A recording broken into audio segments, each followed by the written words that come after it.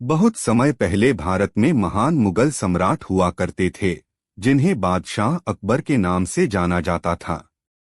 अकबर के शासन में नवरत्न थे, जिनमें से चतुर बीरबल भी शामिल थे। बादशाह अकबर बीरबल से पहली बार जंगल में मिले थे। जब वह रास्ते भटक गए थे, तब बीरबल ने उन्हें रास्ता दिखाया। उस समय बीरबल को महेशदास नाम से जाना जाता था। अकबर ने महेशदास का नाम बदलकर बीरबल रख दिया था।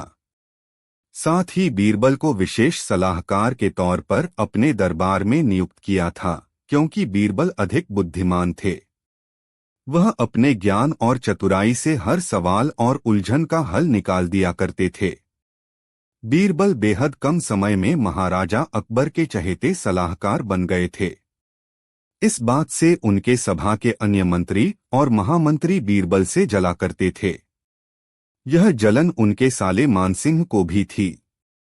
इसलिए एक दिन मानसिंह ने बीरबल की परीक्षा लेनी चाहिए। उन्होंने बीरबल से 3 सवाल पूछने चाहे। महाराज अकबर ने भी बीरबल की परीक्षा लेने की अनुमति दे दी। आसमान में कितने तारे हैं? मानसिंह का पहला सवाल था कि यह पहला सवाल था। यह सवाल सुनकर बीरबल से जलने वाले अन्य दरबारियों को खुशी होने लगी। महाराजा अकबर भी सोचने लगे कि क्या बीरबल इसका जवाब दे पाएंगे। बीरबल ने मुस्कुराते हुए कहा, इसका जवाब तो बहुत ही आसान है, और दरबार में एक भेड़ को लाकर कहा, जितने इस भेड़ में बाल हैं, उतने ही आसमान में तारे हैं। अगर मानसिंह जी को अभी भी संदेह है, तो भेड़ के बाल और आसमान के तारे गिनकर तुलना कर सकते हैं।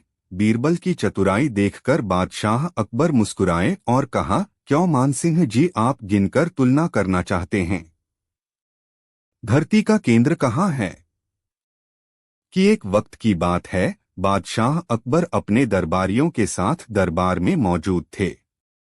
तभी उनके मन में एक बात आती है।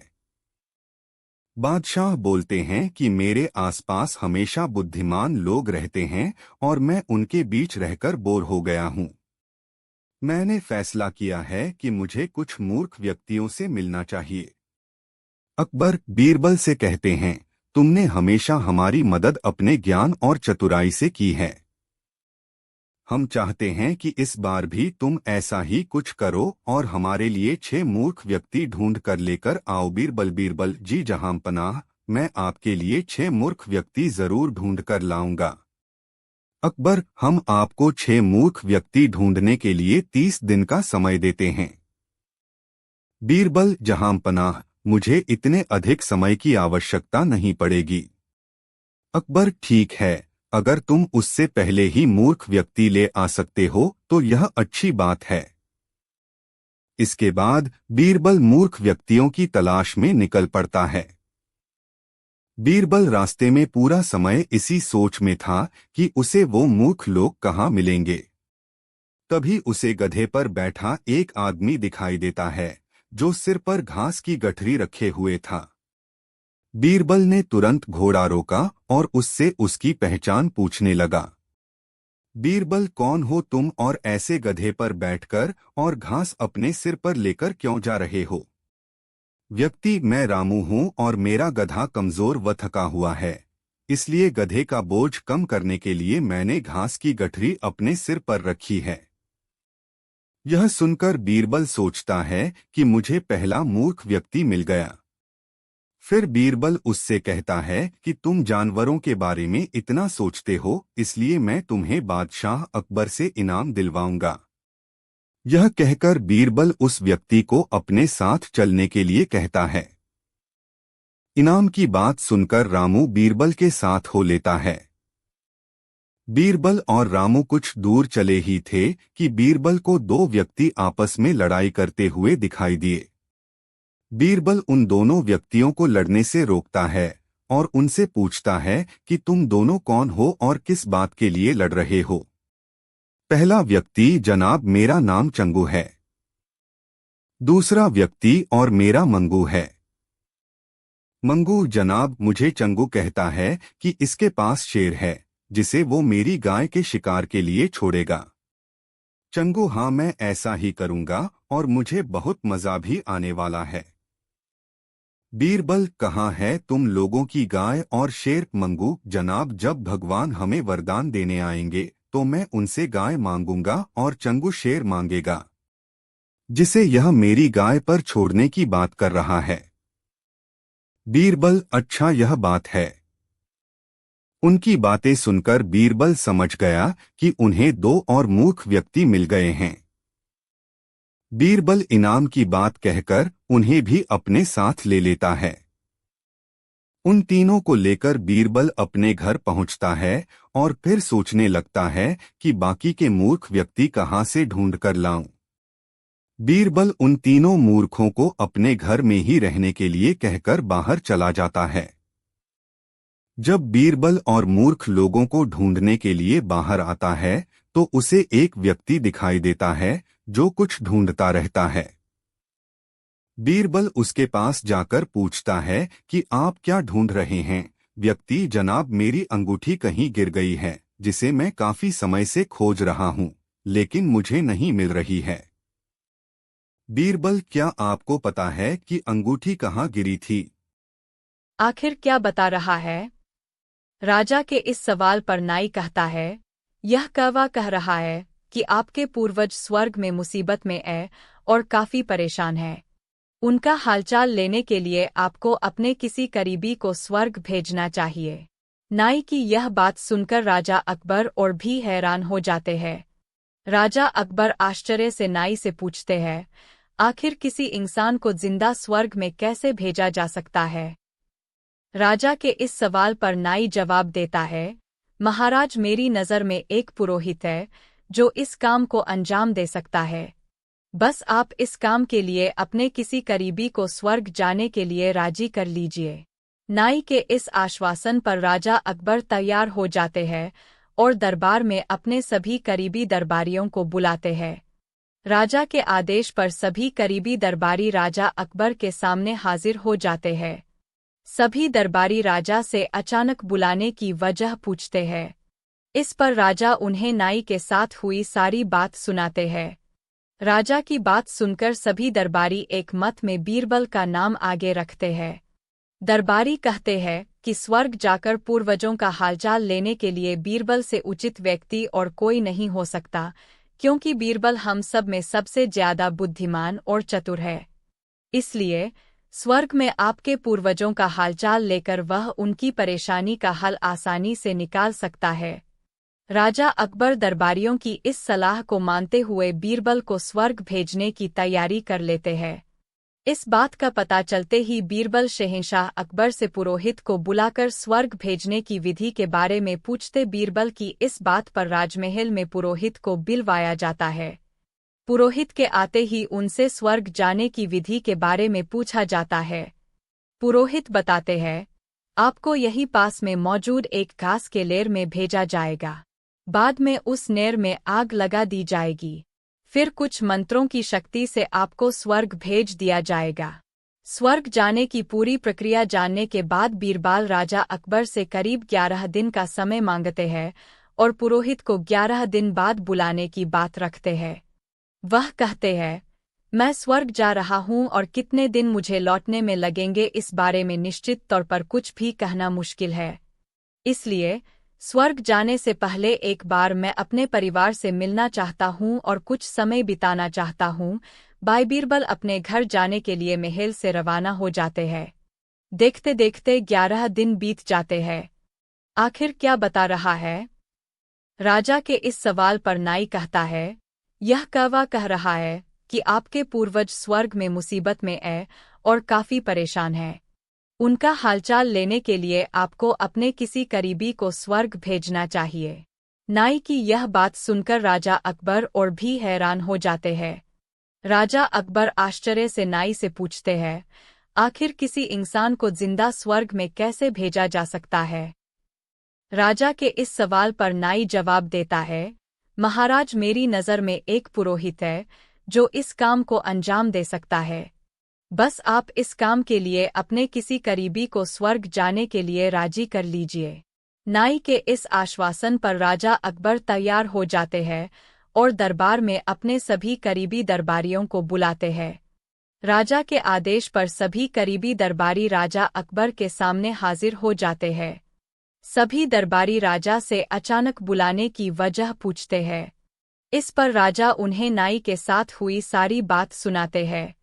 राजा की बात सुनकर सभी दरबारी एक मत में बीरबल का नाम आगे रखते हैं। दरबारी कहते हैं कि स्वर्ग जाकर पूर्वजों का हालचाल लेने के लिए बीरबल से उचित व्यक्ति और कोई नहीं हो सकता, क्योंकि बीरबल हम सब में सबसे ज्यादा बुद्धिमान और चतुर है। इसलिए स्वर्ग में आपके पूर्वजों का हालचाल लेकर वह उनकी परेशानी का हल आसानी से निकाल सकता है। राजा अकबर दरबारियों की इस सलाह को मानते हुए बीरबल को स्वर्ग भेजने की तैयारी कर लेते हैं। इस बात का पता चलते ही बीरबल शहंशाह अकबर से पुरोहित को बुलाकर स्वर्ग भेजने की विधि के बारे में पूछते। बीरबल की इस बात पर राजमहल में पुरोहित को बुलवाया जाता है। पुरोहित के आते ही उनसे स्वर्ग जाने की विधि के बारे में पूछा जाता है। पुरोहित बताते हैं, आपको यहीं पास में मौजूद एक घास के लेर में भेजा जाएगा। बाद में उस नेर में आग लगा दी जाएगी। फिर कुछ मंत्रों की शक्ति से आपको स्वर्ग भेज दिया जाएगा।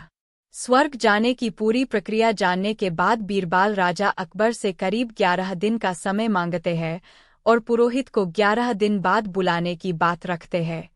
वह कहते हैं, मैं स्वर्ग जा रहा हूँ और कितने दिन मुझे लौटने में लगेंगे इस बारे में निश्चित तौर पर कुछ भी कहना मुश्किल है। इसलिए स्वर्ग जाने से पहले एक बार मैं अपने परिवार से मिलना चाहता हूँ और कुछ समय बिताना चाहता हूँ। भाई बीरबल अपने घर जाने के लिए महल से रवाना हो जाते हैं। देखते देखते 11 दिन बीत जाते हैं। नाम पूछा। लड़के ने जवाब में अपना नाम महेश दास बताया।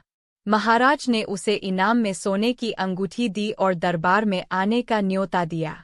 इसके बाद बादशाह अकबर ने लड़के से पूछा, क्या तुम मुझे बता सकते हो कि किस रास्ते पर चलने से मैं आगरा पहुंच पाऊंगा? लड़के ने बड़ी ही शालीनता से सही रास्ता बताया और महाराज अपने सैनिकों के साथ आगरा की ओर चल पड़े। यही लड़का बड़ा होकर बीरबल के नाम से प्रसिद्ध हुआ और बादशाह अकबर के नवरत्नों में से एक कहलाया। कहानी से सीख। इस कहानी से हमें यह सीख मिलती है कि ज्ञान और सुअबुअ का सम्मान करना चाहिए। एक बार की बात है, बादशाह अकबर के दरबार में उनसे नौकरी मांगने की फरियाद लेकर एक व्यक्ति पहुंचा। उसकी कुछ देर बातें सुनने और बुद्धि की परीक्षा लेने के बाद बादशाह ने उसे चुंगी यानी टैक्स वसूलने वाला अधिकारी बना दिया। बीरबल भी उस दरबार में मौजूद थे। उन्होंने उसे कुछ देर ध्यान से देखने के बाद कहा कि बादशाह, यह व्यक्ति ज्यादा ही चालाक लग रहा है। यह जल्द ही कुछ न कुछ बेईमानी जरूर करेगा। होते होते कुछ समय गुजरा और तब तक उस व्यक्ति ने टैक्स वसूलने का काम पूरी तरह संभाल लिया था। एक दिन बादशाह अकबर के पास एक दो व्यक्ति उस अधिकारी की शिकायत लेकर आए। शिकायतें मामूली थीं, इसलिए उन पर ज्यादा किसी ने ध्यान नहीं दिया। उसके बाद रिश्वत लेने और जनता को परेशान करने के आरोप भी उस अधिकारी पर लगने लगे। इतनी शिकायतें आने पर बादशाह ने सोचा कि इसका तबादला ऐसी जगह कर देता हूँ जहाँ इसे बेईमानी करने का मौका ही न मिल पाए। इतना सोचते ही बादशाह ने फैसला किया कि उसे अस्तबल का मुंशी बनाया जाएगा। फिर अकबर ने मन में कहा कि अब घोड़ों की लीद उठवाने के काम में ये क्या ही बेईमानी कर पाएगा। वहाँ मुंशी के पद पर पहुँचते ही उस व्यक्ति ने फिर रिश्वत लेना शुरू कर दिया। उसने सीधे घोड़े की देखभाल करने वालों से कह दिया कि तुम लोग घोड़ों को कम दाना पानी खिलाते हो। इसका पता बादशाह को चला है, इसलिए मुझे लीद को तोलने के लिए भेजा है। अब अगर लीद का वजन कम हुआ तो सबकी शिकायत बादशाह से कर दूंगा। इस तरह से उस मुंशी से परेशान होकर हर घोड़े के हिसाब से उसे 1 रुपये लोगों ने देना शुरू कर दिया। अब यमुना किनारे भी वो व्यक्ति खूब बेईमानी कर रहा था। 1-2 महीने में यह बात भी बादशाह तक पहुंच गई। तभी अकबर ने एक लिखा हुआ आदेश भिजवाया, नाव को रोको मत, जाने दो। वो व्यक्ति चतुर था, उसने बादशाह के आदेश वाले पत्र को नावों को रोको मत जाने दो कर दिया था। इस थोड़ी हेरफेर के बाद उसने अकबर का आदेश वहां टंगवा दिया। आखिर में उससे परेशान होकर बादशाह ने उसे नौकरी से ही निकाल दिया। तभी बादशाह को बीरबल की बात याद आ गई कि ये आदमी बेईमानी जरूर करेगा। तब उनके मन में हुआ कि मुझे उसे पहली गलती में ही कठोर दंड देना चाहिए था। कहानी से सीख। दुष्ट अपनी दुष्टता और बेईमान अपनी बेईमानी। दरबार लग गया। दरबार में अकबर और बेगम सहित सभी काम करने वाले हाजिर थे, लेकिन बीरबल दरबार में नहीं था। सभी बीरबल का इंतजार कर ही रहे थे कि तभी बीरबल एक गधा लेकर राज दरबार में पहुंच जाता है। देर से दरबार में आने के लिए बीरबल बादशाह अकबर से माफी मांगता है। सभी सोचने लगते हैं कि बीरबल गधे को लेकर राज दरबार में क्यों आया है। फिर बीरबल बताता है कि यह गधा उसका दोस्त है और उसके पास जादुई शक्ति है। यह शाही हार चुराने वाले का नाम बता सकता है। इसके बाद बीरबल जादुई गधे को सबसे नजदीक वाले कमरे में ले जाकर बांध देता है और कहता है कि सभी एक एक करके कमरे में जाए और गधे की पूंछ पकड़कर चिल्लाए, जहांपनार मैंने चोरी नहीं की है।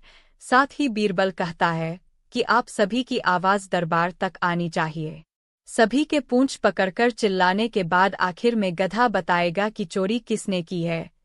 इसके बाद सभी कमरे के बाहर एक लाइन में खड़े हो गए और एक एक करके सभी ने कमरे में जाना शुरू कर दिया। जो भी कमरे के अंदर जाता तो पूंछ पकड़कर चिल्लाना शुरू कर देता, जहांपनाह मैंने चोरी नहीं की है। जब सभी का नंबर आ जाता है तो अंत में बीरबल कमरे में जाता है और कुछ देर बाद कमरे से बाहर आ जाता है। फिर बीरबल सभी काम करने वालों के पास जाकर उन्हें दोनों हाथ सामने करने को बोलता है और एक एक करके सभी के हाथ सूंघने लगता है। बीरबल की इस हरकत को देखकर सभी हैरान हो जाते हैं। ऐसे ही सूंघते सूंघते एक काम करने वाले का हाथ पकड़कर बीरबल जोर से बोलता है, जहांपनाह इसने चोरी की है। ये सुनकर अकबर बीरबल से कहते हैं, तुम इतने यकीन के साथ कैसे कह सकते हो कि चोरी इस सेवक ने ही की है? क्या तुम्हें जादुई गधे ने इसका नाम बताया है? तब बीरबल बोलता है, जहांपनाह यह गधा जादुई नहीं है। यह बाकी गधों की तरह साधारण ही है। बस मैंने इस गधे की पूंछ पर एक खास तरह का इत्र लगाया है। सभी सेवकों ने गधे की पूंछ को पकड़ा, बस इस चोर को छोड़कर। इसलिए इसके हाथ से इत्र की खुशबू नहीं आ रही है। फिर चोर को पकड़ लिया गया और उससे चोरी के सभी सामान के साथ ही बेगम का हार भी बरामद कर लिया गया। बीरबल की इस अक्लमंदी की सभी ने सराहना की और बेगम ने खुश होकर बादशाह अकबर से उसे उपहार भी दिलवाया। कहानी से सीख। इस कहानी से यह सीख मिलती है कि बुरे काम को कितना भी छुपाने की कोशिश करो, एक दिन सबको पता चल ही जाता है। इसलिए बुरे काम नहीं करने चाहिए। एक बार राजा अकबर अपने दरबार में किसी खास विषय पर चर्चा कर रहे थे। उस विषय पर उन्होंने राज दरबार में मौजूद सभी लोगों से उनकी राय मांगी। ऐसे में दरबार में उपस्थित सभी मंत्रीगणों ने अपनी अपनी बुद्धि के हिसाब से जवाब दिया। राजा यह देखकर बहुत हैरान हुए कि सभी का जवाब एक दूसरे से बिल्कुल अलग था। इस पर राजा अकबर ने बीरबल से ऐसा होने के पीछे की वजह पूछी और सवाल किया, आखिर सबकी सोच एक जैसी क्यों नहीं होती?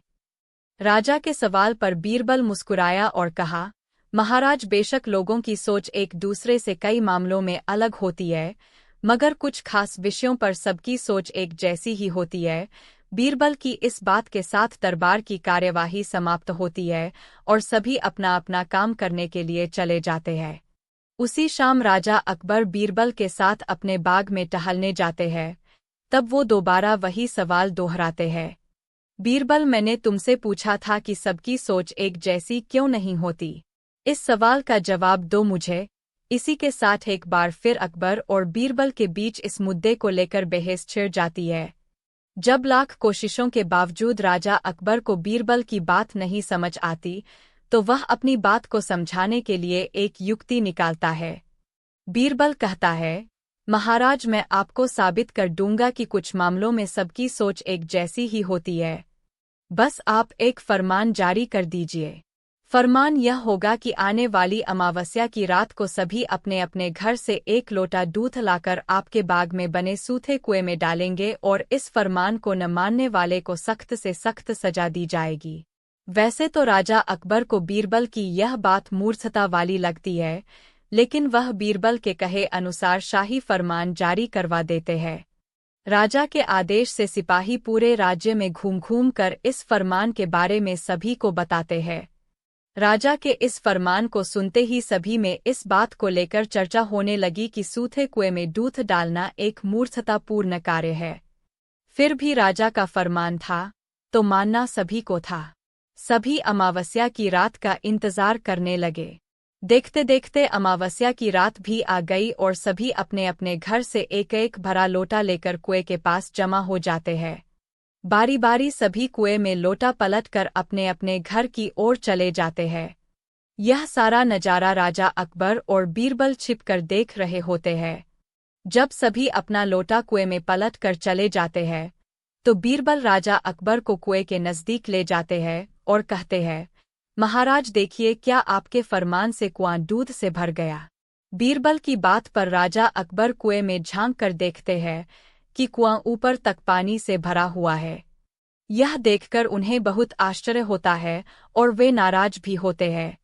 राजा अकबर बीरबल से कहते हैं, मैंने तो कुएं में दूध डालने का फरमान जारी किया था, फिर कुआं दूध की जगह पानी से क्यों भरा गया। राजा के इस सवाल पर बीरबल मुस्कुराते हुए कहता है, महाराज कुएं में दूध डालना सभी को व्यर्थ लगा, इसलिए सभी ने दूध की जगह कुएं में पानी डाला। उन सभी ने यह भी सोचा कि अमावस्या की रात घना अंधेरा होता है। अब इतने अंधेरे में सभी को सिर्फ लोटा ही दिखेगा, न कि लोटे में दूध है या पानी। बीरबल बोला, महाराज इस बात से स्पष्ट होता है कि कुछ मामलों में सभी की सोच एक जैसी होती है। अब राजा अकबर को बीरबल की बात अच्छे से समझ आ गई थी। कहानी से सीख। इस कहानी से यही सीख मिलती है कि एक जैसी व्यक्तिगत स्थिति होने पर सभी की सोच एक जैसी हो जाती है। यह कहानी बादशाह अकबर के जमाने की है। एक बार एक व्यापारी अपने किसी काम से कुछ दिनों के लिए प्रदेश से दूर गया हुआ था।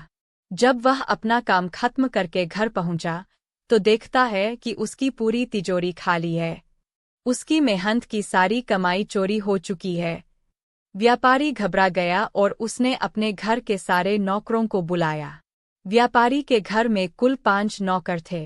व्यापारी की एक आवाज पर सारे नौकर उसके सामने आकर खड़े हो गए। व्यापारी ने उनसे पूछा, तुम लोगों के होते हुए घर में इतनी बड़ी चोरी कैसे हो गई? जब चोर आकर मेरी पूरी तिजोरी साफ कर गया, उस समय कहाँ थे सब के सब? एक नौकर ने जवाब दिया, हमें नहीं पता ये चोरी कब हुई मालिक, हम सो रहे थे। उसकी यह बात सुनकर व्यापारी गुस्से से आग बबूला हो उठा और बोला, मुझे तो लगता है कि तुम 5 में से किसी एक ने ही चोरी की है। तुम्हारा हिसाब अब बादशाह अकबर ही करेंगे। यह कहता हुआ वो महल की ओर चल पड़ा। बादशाह अकबर अपने दरबार में बैठकर जनता की समस्या सुन रहे थे कि तभी व्यापारी वहां पहुंच गया। व्यापारी ने कहा, न्याय हुजूर, न्याय, मेरी समस्या को दूर करें। बादशाह ने पूछा, क्या हुआ? कौन हो तुम और क्या है तुम्हारी समस्या? व्यापारी बोला, मैं आप ही के राज्य में रहने वाला एक व्यापारी हूँ महाराज। एक जरूरी काम से कुछ दिनों के लिए प्रदेश से बाहर गया था। जब वापस आया तो मेरी सारी तिजोरी लुट चुकी थी। मैं बर्बाद हो गया। हुजूर, मेरी मदद करें। यह सुनकर बादशाह ने व्यापारी से कुछ सवाल पूछे, जैसे कितना सामान चोरी हुआ, क्या उसे किसी पर शक है आदि। सवालों के जवाब मिलने के बाद अकबर ने व्यापारी का मामला बीरबल को सौंप दिया और कहा कि असली चोर को पकड़ने में बीरबल उसकी मदद करेंगे। अगले दिन बीरबल व्यापारी के घर पहुंचे। उन्होंने सभी नौकरों को बुलाया और उनसे पूछा कि चोरी की रात वो सभी कहाँ थे। सभी ने कहा कि वो व्यापारी के घर में ही रहते हैं और उस रात भी व्यापारी के घर में ही सो रहे थे। बीरबल ने उनकी बात मान ली और कहा, आप सभी को परेशान होने की जरूरत नहीं है। मेरे हाथ में ये 5 जादुई लकड़ियां हैं।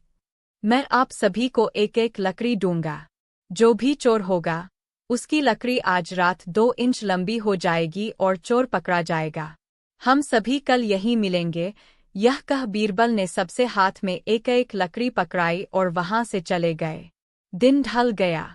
अगले दिन बीरबल फिर से व्यापारी के घर पहुंचे और उन्होंने सभी नौकरों को अपनी अपनी लकड़ी के साथ बुलाया। जब बीरबल ने सबकी लकड़ी दे थी तो उन्होंने देखा कि एक नौकर की लकड़ी 2 इंच छोटी है। बस फिर क्या था? बीरबल ने तुरंत सिपाहियों को उस नौकर को पकड़ने का आदेश दिया। व्यापारी इस पूरी घटना को समझ नहीं पाया और असमंजस से बीरबल की तरफ देखने लगा। बीरबल ने व्यापारी को समझाया कि कोई लकड़ी जादुई नहीं थी, लेकिन चोर को इस बात का डर था कि उसकी लकड़ी 2 इंच बड़ी हो जाएगी और इस डर से उसने अपनी लकड़ी को 2 इंच काट दिया और वह पकड़ा गया। व्यापारी बीरबल की चतुराई से बहुत प्रभावित हुआ और उसका धन्यवाद किया। कहानी से सीख। बच्चों, बीरबल ने चोर को पकड़ा। कहानी से हमें यह सीख मिलती है कि गलत काम चाहे जितना भी चतुराई से किया जाए, लेकिन वो सभी की नज़रों में आ जाता है और उसका अंजाम हमेशा बुरा ही होता है। बीरबल की सुअबुआ और हाजिर जवाबी से बादशाह अकबर बहुत रहते थे। बीरबल किसी भी समस्या का हल चुटकियों में निकाल देते थे। एक दिन बीरबल की चतुराई से खुश होकर बादशाह अकबर ने उन्हें इनाम देने की घोषणा कर दी। काफी समय बीत गया और बादशाह इस घोषणा के बारे में भूल गए। उधर बीरबल इनाम के इंतजार में कब से बैठे थे। बीरबल इस उलझन में थे कि वो बादशाह अकबर को इनाम की बात कैसे याद दिलाएं। एक शाम बादशाह अकबर यमुना नदी के किनारे सैर का आनंद उठा रहे थे कि उन्हें वहां एक ऊंट घूमता हुआ दिखाई दिया। ऊंट की गर्दन देख राजा ने बीरबल से पूछा, बीरबल, क्या तुम जानते हो कि ऊंट की गर्दन मुड़ी हुई क्यों होती है? बादशाह अकबर का सवाल सुनते ही बीरबल को उन्हें इनाम की बात याद दिलाने का मौका मिल गया। बीरबल से झट से उत्तर दिया, महाराज, दरअसल यह ऊंट किसी से किया हुआ अपना वादा भूल गया था, तब से इसकी गर्दन ऐसी ही है। बीरबल ने आगे कहा, लोगों का यह मानना है कि जो भी व्यक्ति अपना किया हुआ वादा भूल जाता है, उसकी गर्दन इसी तरह मुड़ जाती है। बीरबल की बात सुनकर बादशाह हैरान हो गए और उन्हें बीरबल से किया हुआ अपना वादा याद आ गया। उन्होंने बीरबल से जल्दी महल चलने को कहा। महल पहुंचते ही बादशाह अकबर ने बीरबल को इनाम दिया और उससे पूछा, मेरी गर्दन ऊंट की तरह तो नहीं हो जाएगी न? बीरबल ने मुस्कुराकर जवाब दिया, नहीं महाराज। यह सुनकर बादशाह और बीरबल दोनों ठहाके लगाकर हंस दिए। इस तरह बीरबल ने बादशाह अकबर को नाराज किए बगैर उन्हें अपना किया हुआ वादा याद दिलाया और अपना इनाम लिया। कहानी से सीख। इस कहानी से हमें यह सीख मिलती है कि हमें किसी से किया हुआ अपना वादा पूरा जरूर करना चाहिए। अकबर ने पूछा, उससे भी बड़ा मनहूस कोई हो सकता है क्या? चलो, तुम किसी बड़े मनहूस को ले आते हो तो मैं उस व्यक्ति को मुक्त कर दूंगा। तभी तपाक से बीरबल बोल पड़े कि महाराज, उससे बड़े मनहूस आप स्वयं ही है। उस मामूली नौकर ने तो बस आपकी प्यास बुझाने के लिए आपको पानी दिया, लेकिन आपको लग रहा है कि उसके कारण आपकी तबीयत खराब हो गई है। उस बेचारे नौकर का तो सोचिए जरा, वो तो आपको पानी पिलाने की वजह से जेल में पहुंच गया। सुबह सुबह आपको देखने की वजह से उसका दिन तो छोड़िए, पूरा जीवन बर्बाद हो गया। अब कुछ देर में उसे मौत की सजा मिल जाएगी। अब आप ही बताइए, तबीयत खराब होना बड़ी मनहूसियत है या मौत की सजा मिलना? आगे बीरबल बोले, अब आप खुद को मौत की सजा मत देना, क्योंकि आप हम सभी के बादशाह हैं और हमें जान से भी ज्यादा प्यारे हैं। बीरबल की ऐसी बुद्धिमता वाली बातें सुनकर बीमार अकबर जोर से हंस पड़े। उन्होंने तुरंत ही सिपाहियों को कूड़ाकचरा उठाने वाले उस नौकर को जेल से रिहा करने का आदेश दिया। साथ ही साथ उसकी मौत की सजा भी माफ कर दी। कहानी से सीख। किसी की भी बातों पर आकर फैसला नहीं लेना चाहिए और अंधविश्वासी तो बिल्कुल भी नहीं होना चाहिए। बीरबल की बुद्धि और समस्या को भांप लेने की कला के कारण बादशाह उन्हें खूब पसंद करते थे। इसी कारण से दूसरे लोग बीरबल से उतना ही जलते थे। इन जलने वालों में से एक अकबर का साला भी था। वो हमेशा से ही बीरबल को मिला हुआ खास स्थान लेना चाहता था। बादशाह जानते थे कि बीरबल जैसा कोई और नहीं हो सकता है। वो अपने साले को भी ये बात समझाने की कोशिश करते थे, लेकिन उनका साला हमेशा कहता था कि वो भी काफी बुद्धिमान है। इन सब बातों के कारण एक बार बादशाह के मन में हुआ कि अब ये ऐसे नहीं मानेगा, इसे कुछ कार्य देकर ही समझाने पड़ेगा। तभी अकबर ने अपने साले से कहा कि तुम अपने दिमाग और सुएबुए से इस कोयले की बोरी को सबसे ज्यादा लालची सेठ दमरी लाल को बचकर आओ। अगर तुमने ऐसा कर दिया तो मैं तुम्हें तुरंत बीरबल की जगह दे दूंगा। यह बात सुनकर अकबर का साला हैरान हुआ, लेकिन उसे बीरबल की जगह चाहिए थी। इसी सोच के साथ वो कोयले की बोरी लेकर सेठ के पास पहुंच गया। सेठ ऐसे ही किसी की भी बातों में आने वाला नहीं था, इसलिए उसने उसे खरीदने से मना कर दिया। अब अपना उदास चेहरा लेकर अकबर का साला महल लौट आया। उसने कहा कि मैं इसे नहीं बेच पाया। इतना सुनते ही बादशाह ने बीरबल को अपने पास बुलाया। उन्होंने अपने साले के सामने ही बीरबल से कहा कि तुम्हें सेठ दमरी लाल को यह कोयले की बोरी बेचनी है। बादशाह का आदेश मिलने पर बीरबल ने कहा कि आप एक बोरी बेचने के लिए कह रहे हैं। मैं उस सेठ को एक कोयले का टुकड़ा ही 10,000 में बेच सकता हूँ। यह बात सुनकर अकबर का साला दंग रह गया। अकबर ने कहा कि ठीक है, तुम एक ही कोयले का टुकड़ा बेच आओ। बादशाह का आदेश मिलते ही एक कोयले का टुकड़ा उठाकर बीरबल वहां से चले गए। उन्होंने सबसे पहले एक मलमल के कपड़े का कुर्ता अपने लिए सिलवाया। फिर उसे पहनकर अपने गले में हीरे मोती की मालाएं डाल लीं और महंगे दिखने वाले जूते भी पहन लिए। इतना सब करने के बाद बीरबल ने उस कोयले के टुकड़े को सुरमा यानी काजल की तरह बारीक पीसकर एक कांच की डिब्बी में डलवा लिया। इसी भेष में वो महल के मेहमानघर में आ गए। फिर बीरबल ने एक इश्तिहार दिया कि बगदाद में एक जाने माने शेख पहुंचे हैं, जो जादुई सुरमा बेचते हैं। सुरमे की खासियत में बीरबल ने लिखवाया कि इसे लगाने वाला अपने पूर्वजों को देख सकता है। यदि पूर्वजों ने कोई धन छुपाकर रखा है तो वो उसका पता भी बता देंगे। इस इश्तिहार के सामने आते ही पूरे नगर में बीरबल के शेख रूप और चमत्कारी सुरमे की ही बात होने लगी। सेठ दमरी लाल तक भी यह बात पहुंच गई। उसके मन में हुआ, जरूर मेरे पूर्वज ने धन गाड़ रखा होगा, मुझे तुरंत शेख से संपर्क करना चाहिए। इतना सोचकर दमरी लाल शेख बने बीरबल के पास पहुंचा। बीरबल ने जानबूझकर उन्हें पहचाना नहीं। सेठ ने शेख से कहा कि मुझे सुरमे की डिब्बी चाहिए। शेख ने जवाब दिया, बिल्कुल लीजिए, लेकिन एक डिब्बी की कीमत 10,000 रुपये है। सेठ काफी चालाक था। उसने शेख से कहा कि मैं पहले सुरमा आंखों पर लगाना चाहता हूँ, उसके बाद पूर्वजों के दिखने पर ही मैं 10,000 रुपये दूंगा। Report add. शेख बने बीरबल ने कहा कि ठीक है, आपको ऐसा करने की इजाजत है। बस आपको सुरमे की जांच करने के लिए चौराहे पर चलना होगा। चमत्कारी सुरमे का करिश्मा देखने के लिए वहां लोगों की भीड़ लग गई। तब बीरबल बने शेख जोर जोर से कहने लगे कि इस चमत्कारी सुरमे को सेठ जी लगाएंगे। अगर ये सेठ अपने माता पिता की ही औलाद है तो इन्हें सुरमा लगाते ही तुरंत पूर्वज नजर आ जाएंगे। पूर्वज नहीं दिखे तो मतलब यह होगा कि वो अपने माता पिता की औलाद नहीं है। असली औलादों को ही यह सुरमा लगाने पर अपने पूर्वज नजर आते हैं। Reported. यह सब कहने के बाद शेख ने सेठ के आंखों पर सुरमा लगा दिया और कहा कि आंखें बंद कर लो। सेठ ने आंखें बंद तो की, लेकिन उन्हें कोई भी नहीं दिखा। अब सेठ के मन में हुआ कि मैंने कह दिया कि मुझे कोई नहीं दिखा तो भारी अपमान हो जाएगा।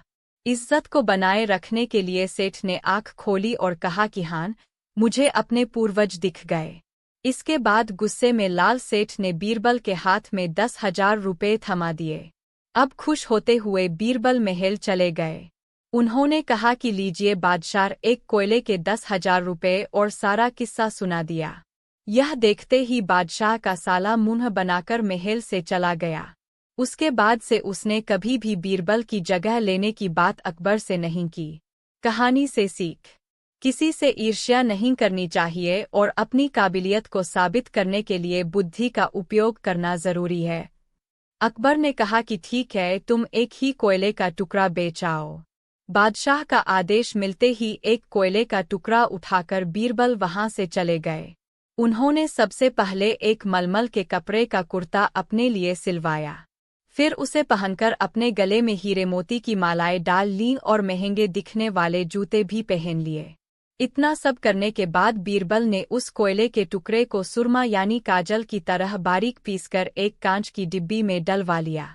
इसी भेष में वो महल के मेहमानघर में आ गए। फिर बीरबल ने एक इश्तिहार दिया कि बगदाद में एक जाने माने शेख पहुंचे हैं जो जादुई सुरमा बेचते हैं। सुरमे की खासियत में बीरबल ने लिखवाया कि इसे लगाने वाला अपने पूर्वजों को देख सकता है।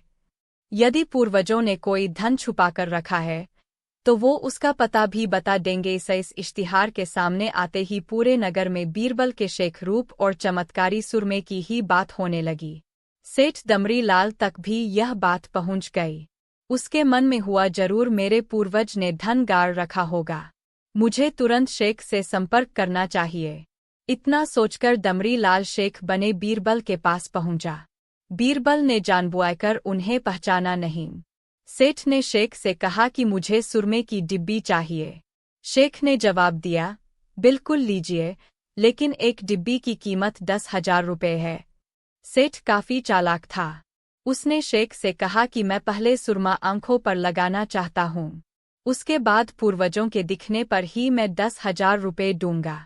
शेख बने बीरबल ने कहा कि ठीक है, आपको ऐसा करने की इजाजत है, बस आपको सुरमे की जांच करने के लिए चौराहे पर चलना होगा। चमत्कारी सुरमे का करिश्मा देखने के लिए वहां लोगों की भीड़ लग गई।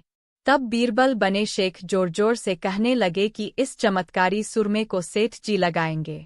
अगर ये सेठ अपने माता पिता की ही औलाद है तो इन्हें सुरमा लगाते ही तुरंत पूर्वज नजर आ जाएंगे।